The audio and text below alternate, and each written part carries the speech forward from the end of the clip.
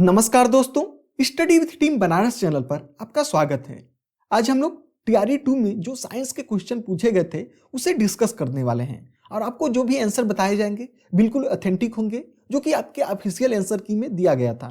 तो आपके सामने प्रश्न है कि धातु निष्कर्षण में निम्नलिखित में से किसका उपयोग किया जाता है। तो इसका सही उत्तर है कोक। अब चलिए थोड़ा सा इस क्वेश्चन को हम लोग डिटेल में डिस्कस कर लेते हैं, जिससे कि आपका जो कॉन्सेप्ट है वो बिल्कुल क्लियर हो जाएगा। तो हम लोग समझ लेते हैं कि धातु निष्कर्षण होता क्या है। तो धातु निष्कर्षण मतलब मेटल एक्सट्रैक्शन।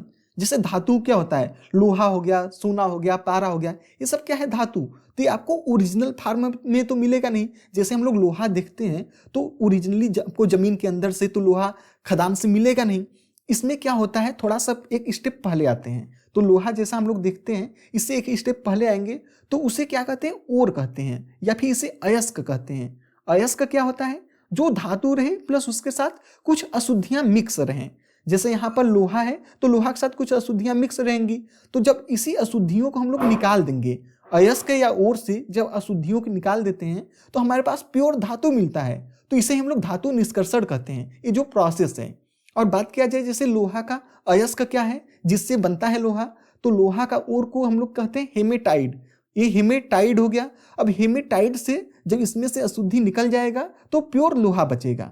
ठीक है, इसी तरीके से अगर बात किया जाए सीने बार किसका अयस्क है, तो पारा का है।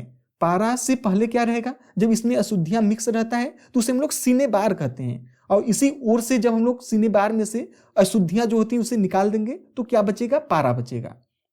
तो देख रहे हैं यहां से हम लोग एक क्वेश्चन से 2-3 क्वेश्चन डिस्कस करते चल रहे हैं।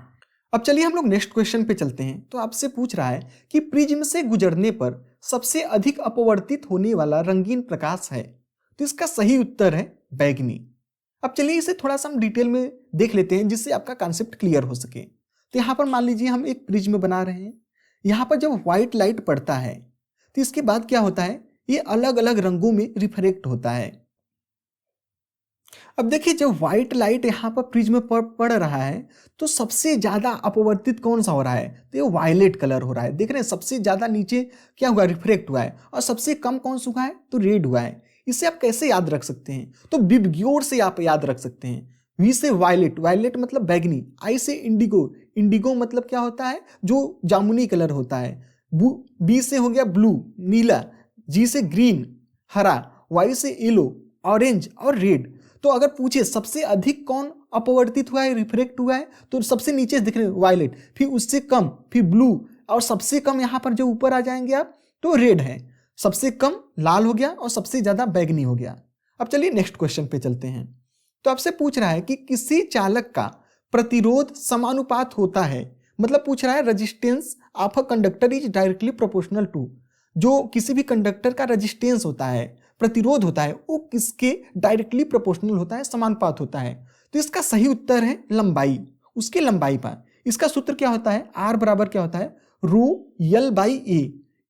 तो यहां पर देखिए जो रेजिस्टेंस है, यल क्या होता है, लेंथ होता है, लेंथ ऑफ कंडक्टर, और ए क्या है, क्रॉस सेक्शन ऑफ एरिया, मतलब अनुप्रस्थ काट होता है। तो यहां पर देख रहे हैं आर क्या है, किसके डायरेक्टली प्रोपोर्शनल है, तो यल की लेंथ के। और यहीं पर पूछता है कि यूनिवर्सली प्रोपोर्शनल किसके है, तो ए मतलब क्रॉस सेक्शन एरिया, जो अनुप्रस्थ काट होता है। अब चलिए नेक्स्ट क्वेश्चन पे चलते हैं। आपसे पूछ रहा है कि माचिस की डिब्बी में रगड़ने वाली सतह पर मौजूदा मुख्य रासायनिक घटक होता है।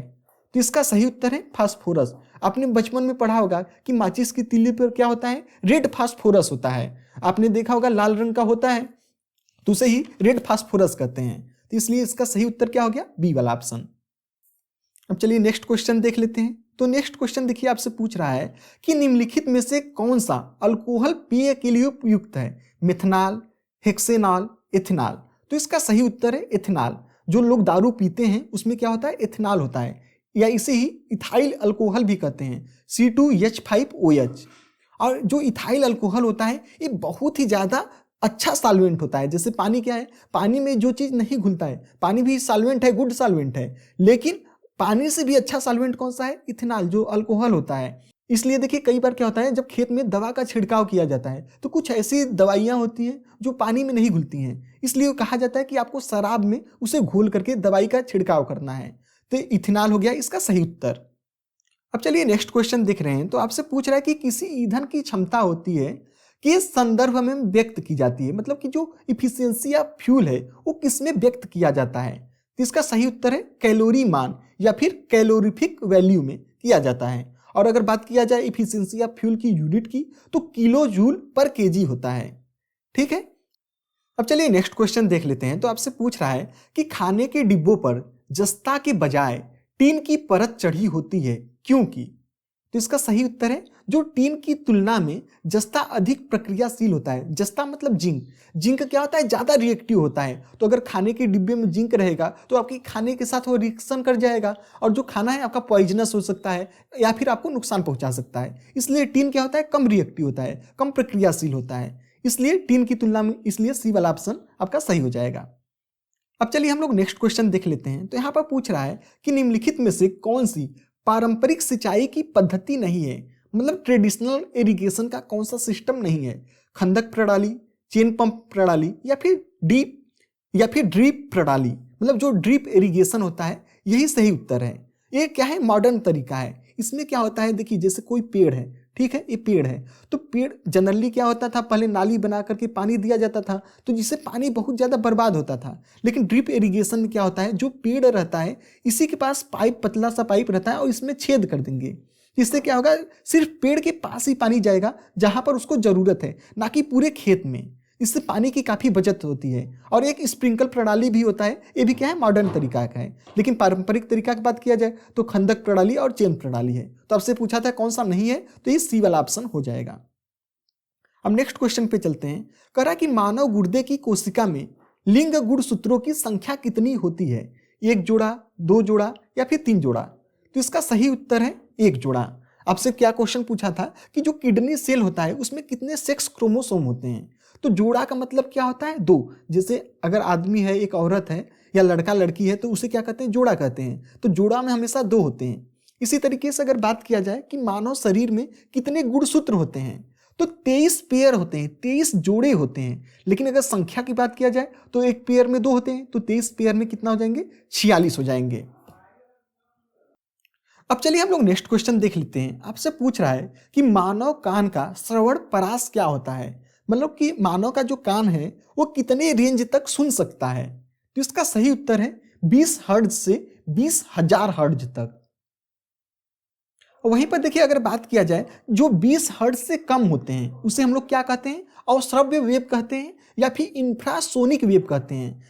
जो 20 हर्ट्ज से कम कौन सुनता है? जैसे कुत्ता हो गया या हाथी हो गया। आपने देखा होगा कभी भूकंप आने वाला होता है तो क्या होता है कि कुत्ते भागने रहते हैं या हाथी भागने लगते हैं, क्योंकि जो 20 हर्ट्ज से कम की जो ध्वनि होती है वो कुत्ता और हाथी सुनते हैं। अब आ जाता है 20 हर्ट्ज से 20,000 हर्ट्ज तक की, तो इसे कौन सुनता है? हम लोग सुनते हैं, हमारा जो मनुष्य का कान है। अब बात किया जाए 20,000 हर्ट्ज से जब ज्यादा है तो इसे क्या कहते हैं? पराश्रव्य तरंग या फिर अल्ट्रासोनिक वेव कहते हैं। इससे कौन सुनता है? चमगादड़ सुनता है। 20,000 हर्ट्ज से अधिक अल्ट्रासोनिक वेव, पराश्रव्य तरंग कौन सुनता है? चमगादड़ सुनता है।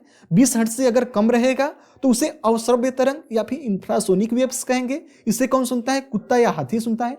अब 20 हर्ट्ज से 20,000 हर्ट्ज तक कौन रहता है? तो ये ऑडिबल वेव होता है या श्रव्य तरंग कहते हैं। इसे कौन सुनता है? तो आदमी का कान सुनता है। अब चलिए नेक्स्ट क्वेश्चन पे चलते हैं। कह रहा है कि निम्नलिखित में से किसमें उच्चतम ऊर्जा होती है, सबसे हायर एनर्जी किसमें होती है? तो इसका सही उत्तर है नीला प्रकाश। तो देखिए जिसमें फ्रीक्वेंसी सबसे ज्यादा होगी उसमें क्या होगा? एनर्जी सबसे ज्यादा होता है। इसी तरीके से और जिसमें फ्रीक्वेंसी जिसकी सबसे कम होगी उसमें एनर्जी सबसे कम होगा। तो अगर विजुअल लाइट की बात किया जाए, हमने देखा था विबग्योर वाला, तो विबग्योर में जो वायलेट कलर है इसमें क्या होती है? सबसे ज्यादा एनर्जी होती है। और रेड लाल कलर में क्या होती है? सबसे कम एनर्जी होती है।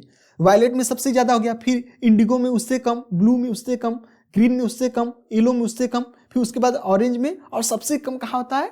रेड में एनर्जी होती है। ठीक है, अब चलिए नेक्स्ट क्वेश्चन देख लेते हैं। आपसे पूछ रहा है कि पेंसिल लेड बनाने के लिए किस पदार्थ का उपयोग किया जाता है?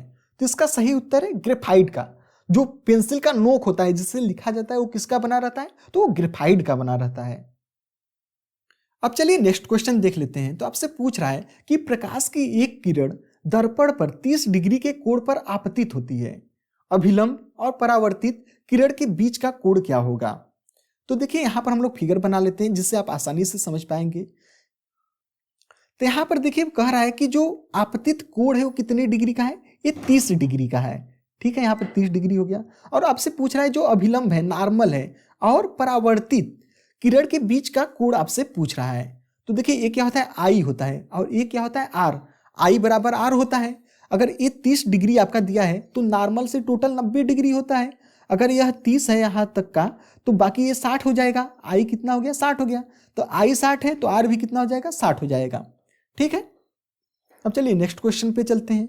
आपसे कह रहा है कि आहार नली की दीवारों के संकुचन और विस्तार की गति कहलाती है।